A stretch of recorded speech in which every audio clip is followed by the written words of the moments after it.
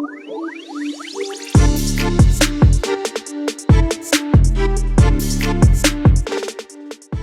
everybody and welcome to Sweet and Sour Soccer, and it is week 1 of our championship predictions. Of course, the championship does come back this weekend. I am joined by Mr. Marshall, who will be taking us through his scores as well. And basically what we're going to do is we're going to have a head-to-head each week, and we're going to be keeping you up to date.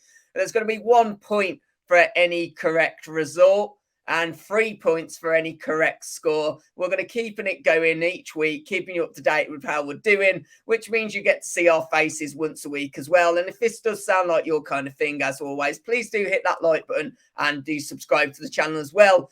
Marshall, let's jump straight into this and talk about Sheffield Wednesday, our first fixture, as they take on Southampton. Now, I think there's no debate that Sheffield Wednesday have the worst squad compared to Southampton, especially when Southampton have got Lavia. They've also got the likes of Ward-Prowse, Lamana, and Nacho, who I think is going to do great in the championship. And I think the one thing I do have to say, though, is Sheffield Wednesday are at home, and it's on a Friday night as well. We know how loud that Wednesday crowd can be. So a bit of a shock here. I've actually gone for a 1-1, mate. Oh, I'm afraid I'm going to have to disagree with you on that one. No surprise. Sheffield Wednesday, I think, have struggled a bit in this transfer window so far. I've seen them signed Ashley Fletcher, who really hasn't pulled up many trees in the championship in his career so far. And I think that squad is just probably just good enough for League One level, a bit better than that, but just good enough for the bottom half of the championship, basically. And the Southampton squad's just a lot better, and there's far more quality in it with these players that are people in the Premier League are trying to snap up as well. So yeah. So I've gone 2-0 Southampton on that one, so 0-2.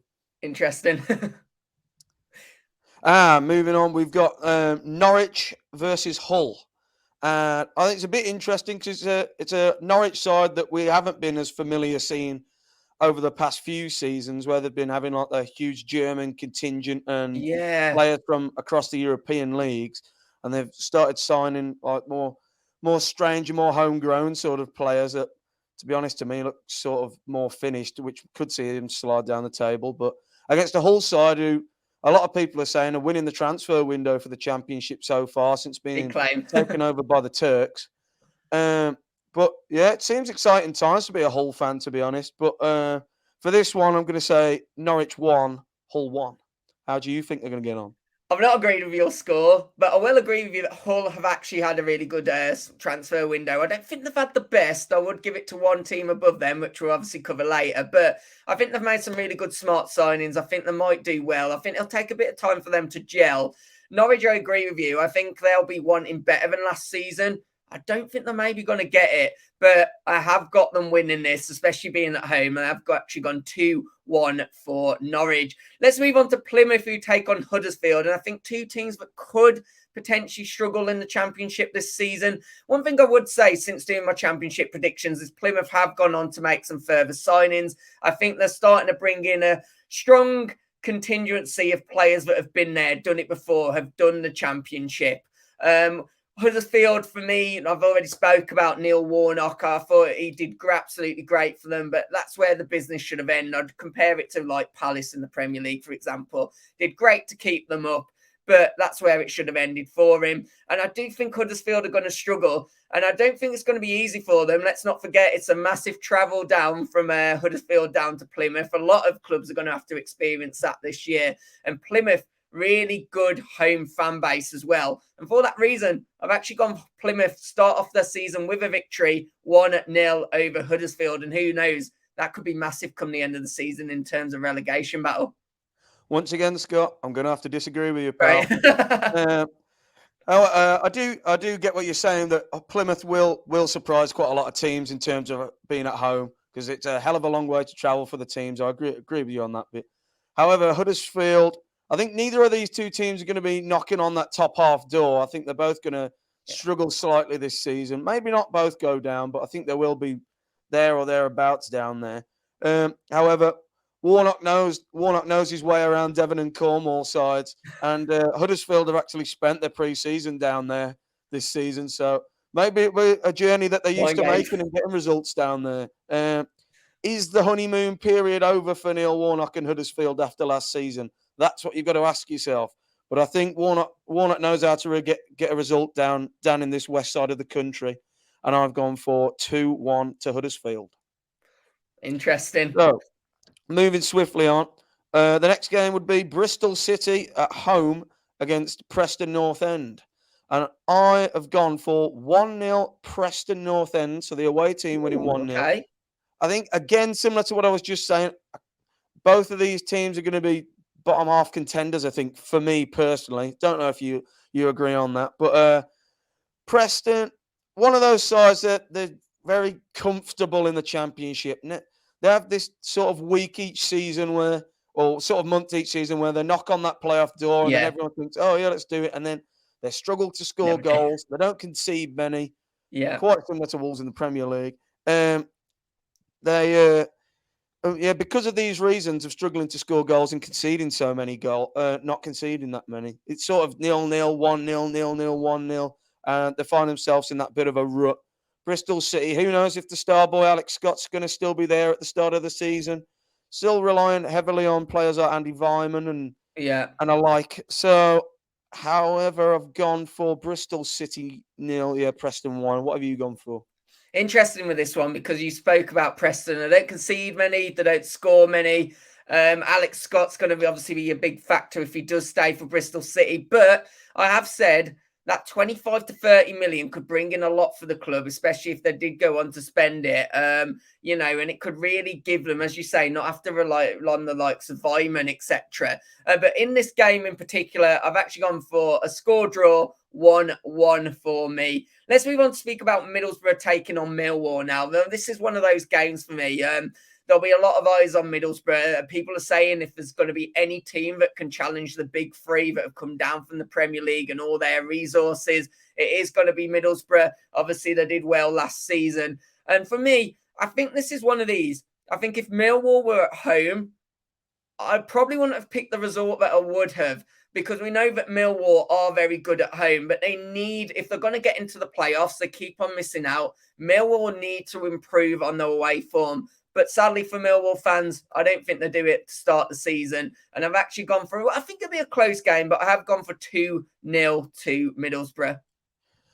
Yeah, I think as we've seen in the past, Borough are always one of those sides that are knocking on there or thereabouts. Michael Carrick had a really well-drilled side last season. Yeah. And at home up at the Riverside, it's a real tough place for teams to go.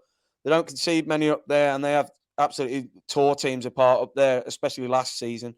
Well, a slightly different outlook to their team so far this season, though. They don't have Ryan Giles, who was the top assister last season. Don't have Cameron Archer, who's gone back to Aston Villa. So it is a different look side to Middlesbrough. But will they be able to compete like they did last season and carry on? I've said yes, they can, and I've gone 1-0 Middlesbrough.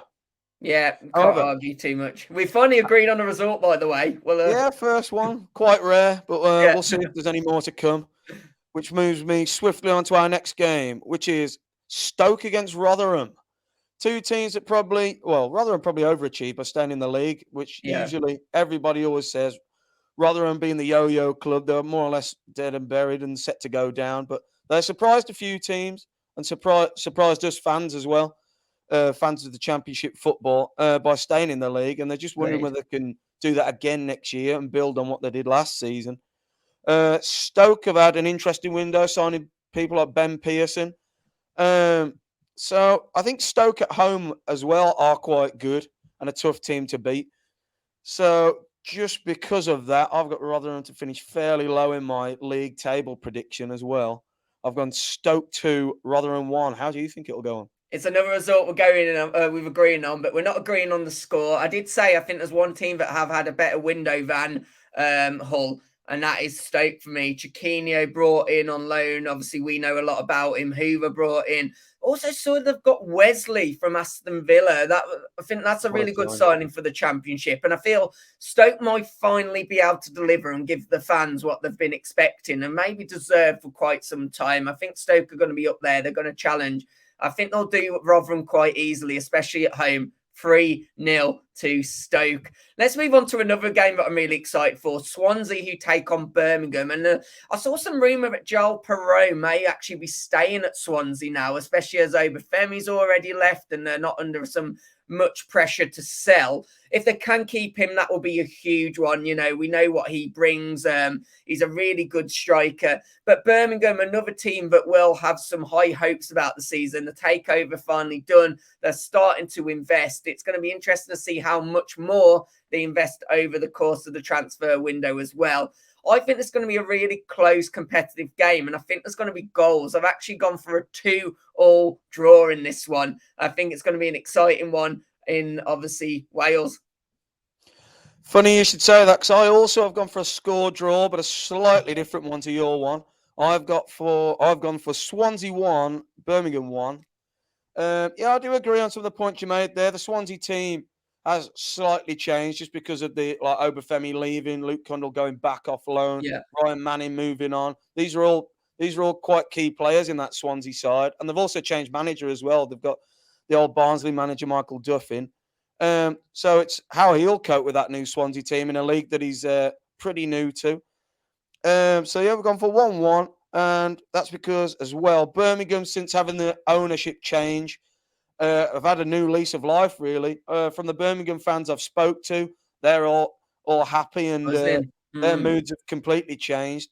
So yeah, it's looking a lot more positive for Birmingham, really, because they've had so many seasons of just hovering above that low mid-table and just above relegation marks. I hope this is the season that can really kick on with the signings they've made already. Yeah, for sure. Moving swiftly on, the next one will be Blackburn against West Bromwich Albion. And I think these are two teams that are going to struggle in comparison to how they've gone on last year. Agree. And that's going to be reflected in my scoreline here, which is 0-0. Because I think not an exciting one then. I think both teams will struggle a bit to score goals. And that's basically why I went for 0-0, to be honest. I think the Blackburn manager wanted out as well at one point. And we've seen their team change. We've seen their team change, and the fact that Bradley Dack's obviously gone to Sunderland, Ben Brereton Diaz has gone. These are key players that were consistent performers for Blackburn over recent years. And that's why I think they're going to struggle this season, and that's why it's reflected in my scoreline. How do you think the game's going to go?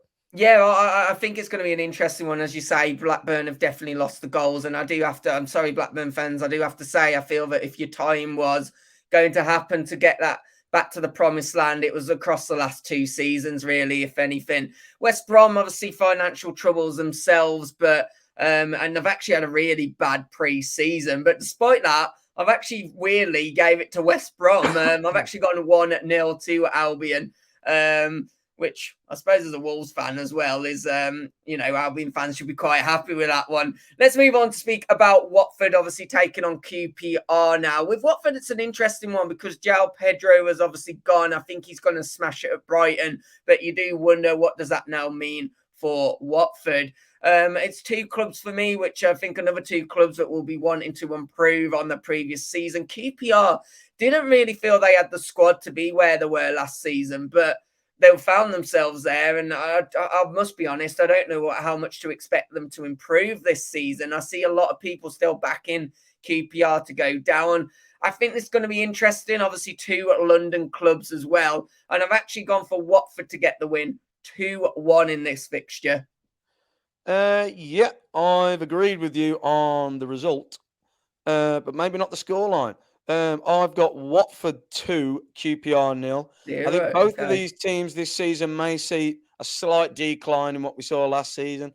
Both tend to be signing sort of aging players, which could work for experienced wise, but you do need to mix it up with a few youthful heads as well that could pull up some trees at championship level.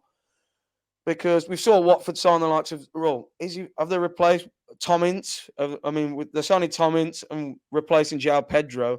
So, I mean, we've seen these players down around the bottom of the championship rotting away for a few years. So, is that a sign of things to come? We don't know. QPR have been slipping down the table since Mick Beale moved, basically, when he's linked to us and Rangers.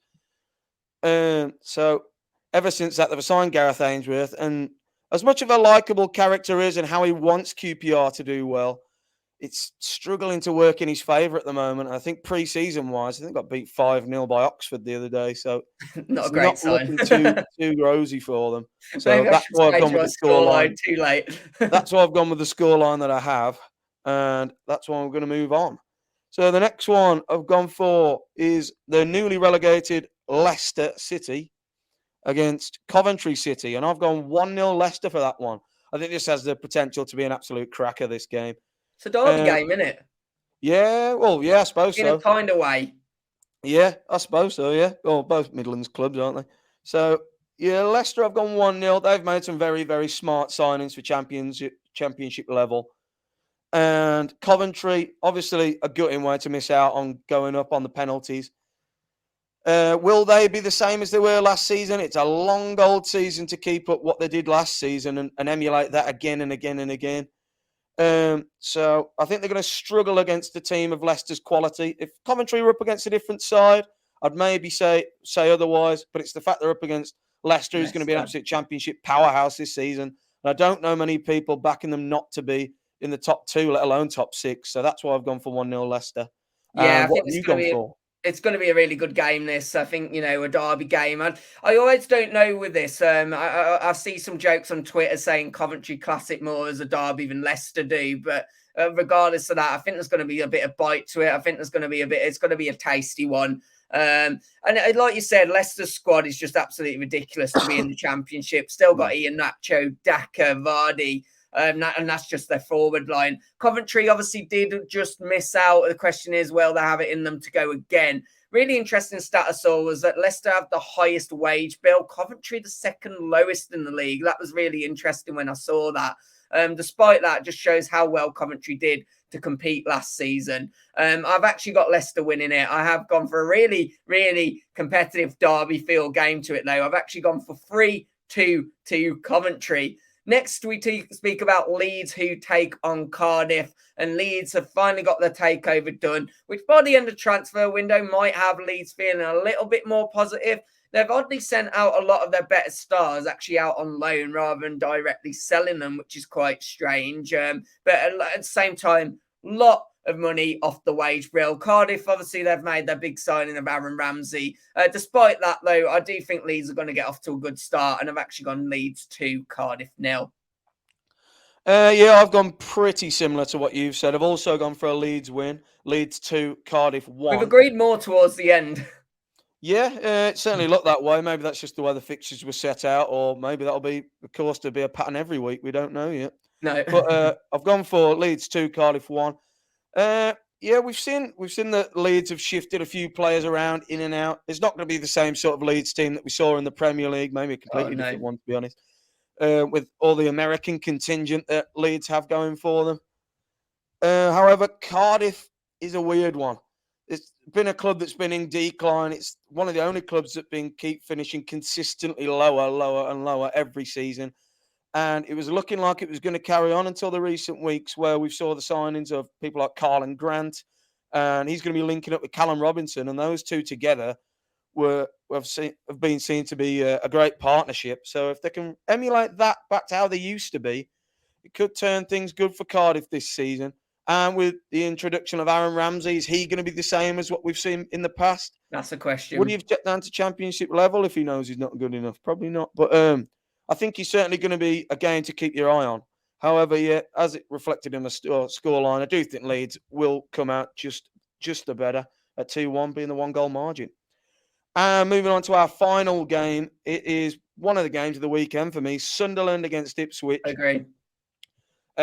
Both these teams have young, keen, hungry squads, and that's why I'm looking forward to it. I think really could be two teams meeting their match here. Both fast-paced, moving sides, working the ball from the back to the front very, very quickly. Ipswich have McKenna, the young, hungry manager, and I'm very excited to see what he can do in the Championship this season. And I think this could be 1-1 and could well be one of the only games that we see a match on. Could it? Yeah, I did share, didn't I? I spoke about this with you earlier, and you're right. I went for 1-1 on that one, and I agree. It's our only one that we've actually matched on because we're speaking about this game a little bit. And I did say that both of these fans do seem quite positive, don't they? Like going into the season. Ipswich, obviously, I didn't know too much about them, I'll admit it, but I read into it. They've had their takeover. That obviously happened the previous season, which obviously has brought on some real hope for them. Sunderland feeling good as well, obviously after a really positive first time back in the Championship. I've gone 1-1. Let's see how many we score in the first one. As I said, guys, it will be 3 points for a correct score, 1 for a correct result. We'll be keeping you up to date across the Championship season. You'll also see our score predictions on screen now. And if you have enjoyed the video, guys, hit that like button. Please do subscribe as well. And we'll catch you on the next one for week 2 Championship predictions. Take care. Goodbye.